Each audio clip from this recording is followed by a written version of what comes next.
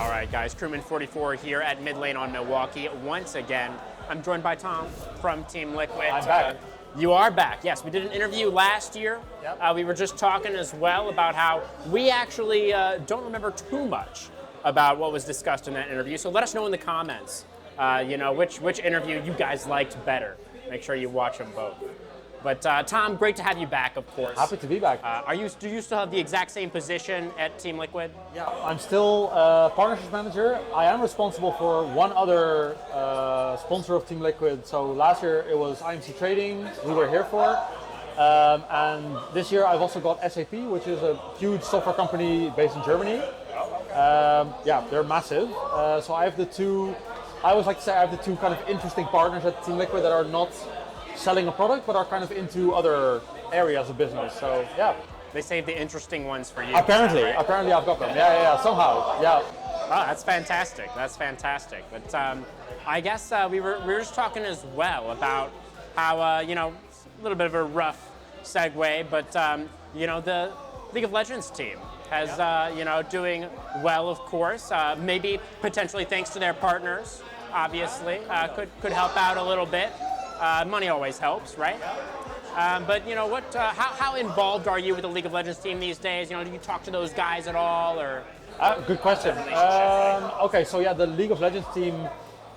I think it's tricky to say, but I think at Team Liquid at least feel that at the moment we're probably the strongest non-Asia team out there. So let us know in the comments if you agree with that. But I think right now, having recently seen kind of Esports World Cup, how we did against Fnatic.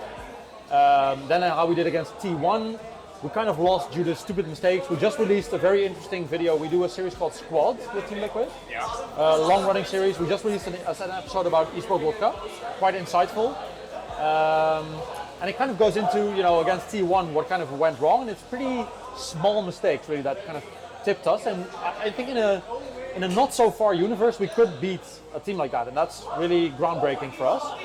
And then our team went back to the US, continuing the LCS, and they're really doing well in Summer Split. They're really kind of owning it so far.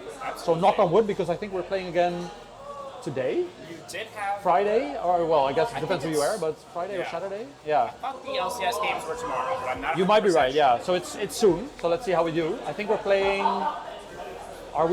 Is it against Immortals or is it? I'm not sure, but it's one of the teams. I think, if I recall correctly, you guys did save some of the stiffest competition towards the end. Yes, exactly. Cloud9 and FlyQuest coming up, if I recall correctly. I'm not sure. FlyQuest, I believe we had, but Cloud9, you're right. And then I think Immortals. But anyway, so I think we're feeling pretty good about our league team this year. I remember last year during our conversation that was a very different story. So we're in a way better place. And part of that actually, so it's not as bad of a segue as we thought, because IMC is not so much involved with League of Legends, although there's a lot of fans here of League, so a lot of employees playing at the moment.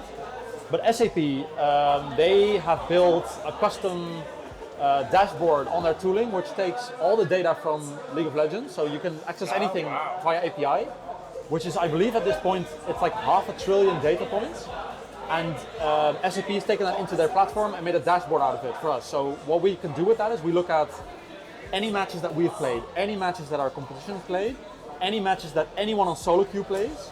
So if we want to look at one player in an opposing team, maybe they have a pocket pick we don't know about, that tool can find it.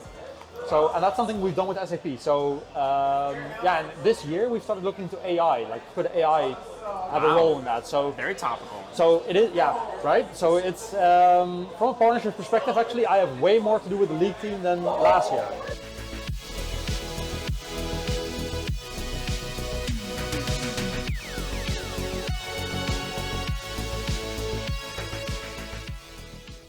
I like what you mentioned as well about how things are like ramping up a little bit. So I remember last year APA had just subbed in, right? Like he was still fresh. Yep. And the hairy APA thing was happening. Yeah, there was that whole drama. I remember asking Whippo a little bit about it. We had Whippo last year as well when he was on TL. He's FlyQuest now, of course. He is, of course. Maybe that's a good direction for our conversation to go. Is Whippo, before I don't think he really had this reputation at all, right? But since he's moved to FlyQuest, he's kind of embraced this identity of like the villain of the LCS, somehow. or like this kind of more edgy sort of persona or you know, what are kind of your thoughts on that? Did you see that in Whippo at all when you were working with him a little bit more closely, or how do you think that all kind of came about? Because he's been pretty open about like how he kind of leans into it a little bit. And yeah, it's a good question. So the funny thing is actually about Whippo, so I'm Dutch, right, from the Netherlands. He's Belgian.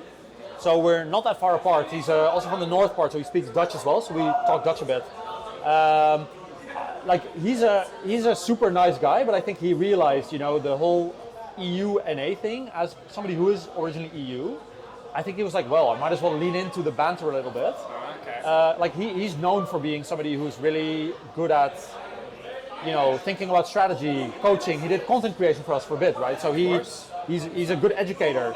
But he also knows how to work a crowd in a way. So he knows like what do people want to see. They want to see some, especially in the LCS, I think they want to see some banter between teams. They want to see some rivalry, kind of a little bit of, you know, smack talk.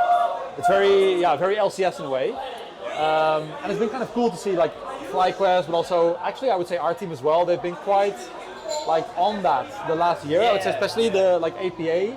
People have also been calling him, what have they been saying? Like Yappa or Yappa, exactly. Yeah, Yapton America, exactly. So he's trying to also like, you know, get a little bit into it as well. Of course, you can get flamed for that as well online, but yeah, it's been quite fun to see. I mean, it's hard to flame while you're winning, and thankfully TL has been doing a lot of winning yeah. Which I think we always have to like stay humble a little bit, and anything could change at any moment. But I think the structure we've built up, and especially with the coach we have, Spawn at the moment. If you watch any of our squad videos, he's just very down to earth, but quite direct in a way that is not being an asshole, right? He's like, okay, we look back at it, some stuff is just bad. Sure. And you have to call it out, and then you kind of work on it. And it's not like hiding the facts or, what's the word? Pussyfooting in American, you say? Oh, yeah. Is that a word? Yeah. Yeah, we say that. Yeah. So I think the combination of the team and how they approach things together, but also with him in the mix, has just been working really well this year so far. Yeah. Totally. Yeah, it's so interesting, right? Because like you were saying, I feel like Team Liquid was almost positioned to have that identity as like the villain with like the trash talking and like, you know, some players, you know, kind of having hot takes sometimes about other teams.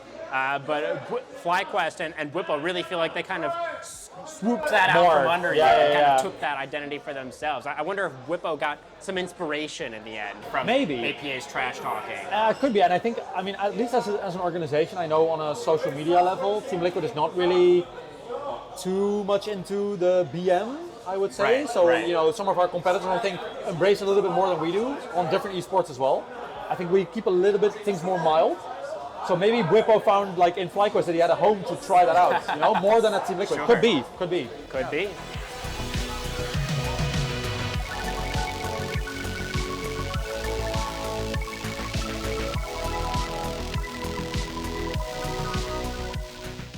You talked a little bit already about how, you know, you had this, what was it, SAP?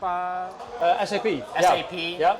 Was really valuable to you as a partner because you're able to get all of this extra data with AI and sort of being able to use that to get the drop on your competition. Are there any other examples recently or in the past year that you can point to where like a sponsor has had sort of like a tangible positive effect on any part of the Team Liquid organization in a sense that's not like strictly monetary or financial? Yeah, good question. Yes, for sure.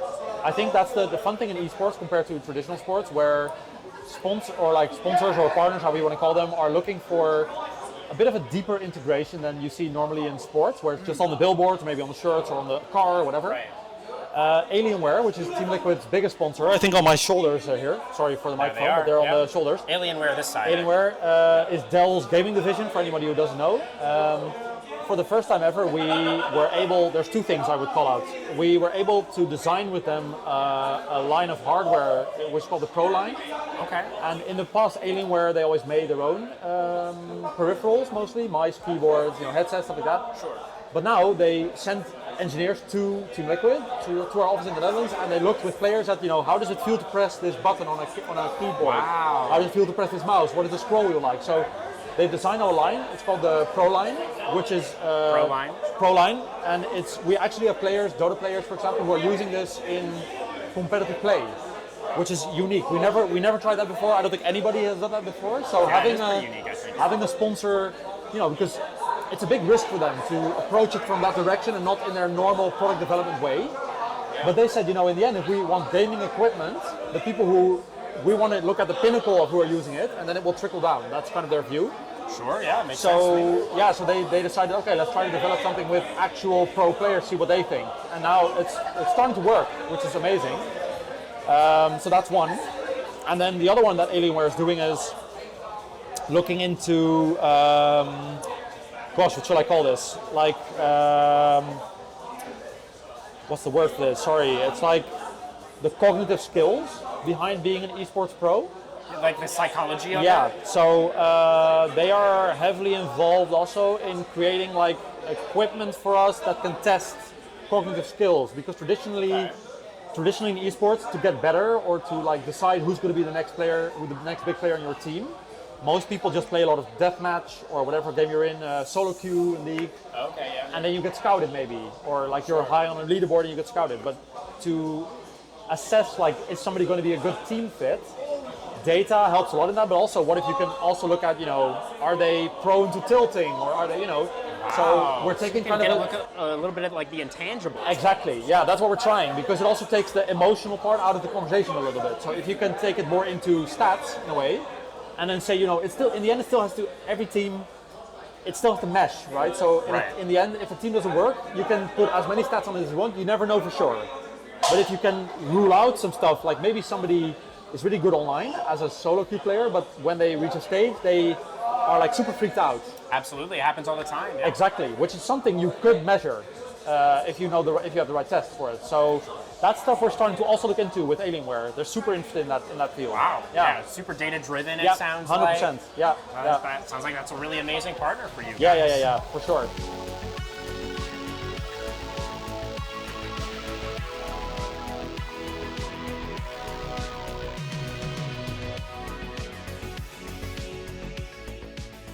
The only other question that's really coming to mind for me right now, Thom, is what advice would you give, and again, I don't remember if I asked this last year or not, but what advice would you give for somebody who's interested in pursuing a job similar to yours, right? Where they're related with sponsors and sort of tying that in with esports as well. Like, what advice would you give to that person? What would you say are kind of the most important things to consider? Okay. That's kind of an area that anybody out there who's watching. Yeah, to get into. That's a good question.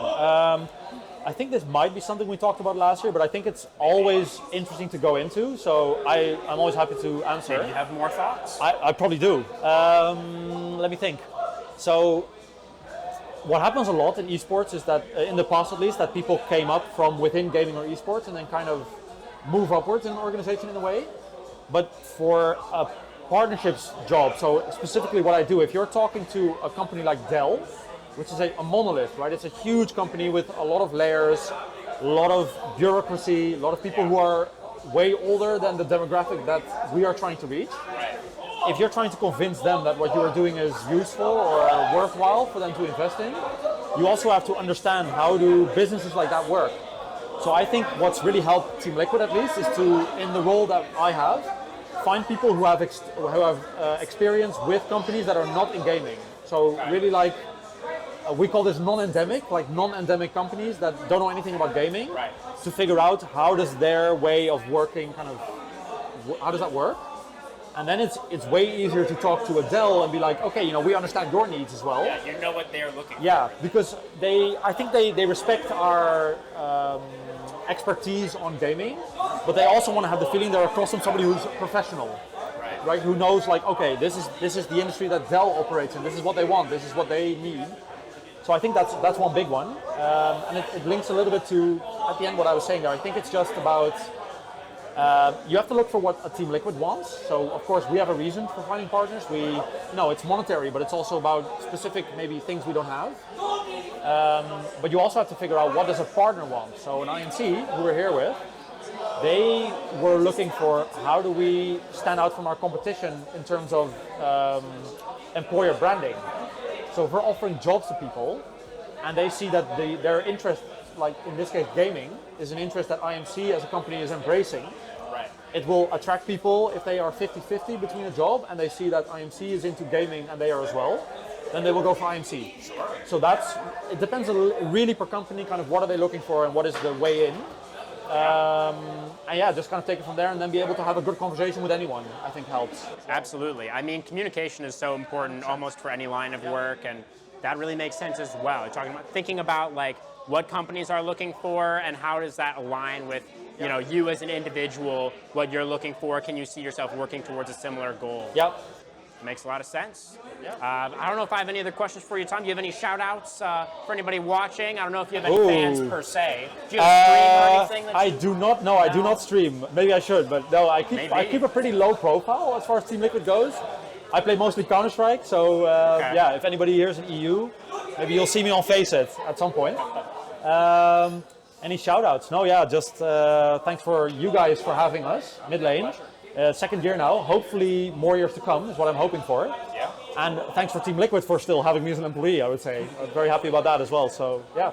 Absolutely, yeah. Big shout out to Team Liquid and of course IMC Trading for making this all possible. And SAP as well, SAP, right? Sure, yeah, for sure. The Team Liquid sponsor, big shout outs to them. And of course, big thank you to our wonderful venue, MIDLANE Esports as well. That's again on Milwaukee. If you're in the Chicago area, check us out. This is Crewman and Thom signing off for now. We'll see you again next year.